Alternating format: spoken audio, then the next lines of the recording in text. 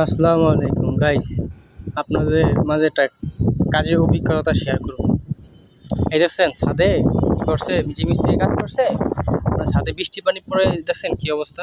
তো এখানে আপনার হচ্ছে কি 4 ইঞ্চি, আমরা যেমন যেমন ধরেন ছাদের জন্য হাওয়া গ্যাসের কি যে হাওয়াটা বার করার জন্য ছাদের উপর উঠে রাখি না, তো এরা তা করে না।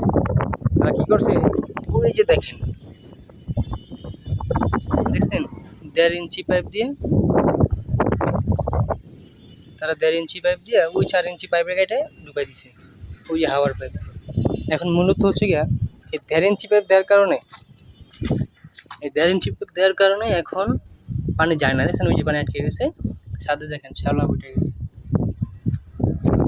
এই যে এখন নতুন করে আমরা কি করতেছি, 4 ইঞ্চি লাইনের কাজ করবো, যে এখান দিয়ে ওটা করবো, এই এত শ্রেণী ওটা করবো, এই যে 4 ইঞ্চির সাথে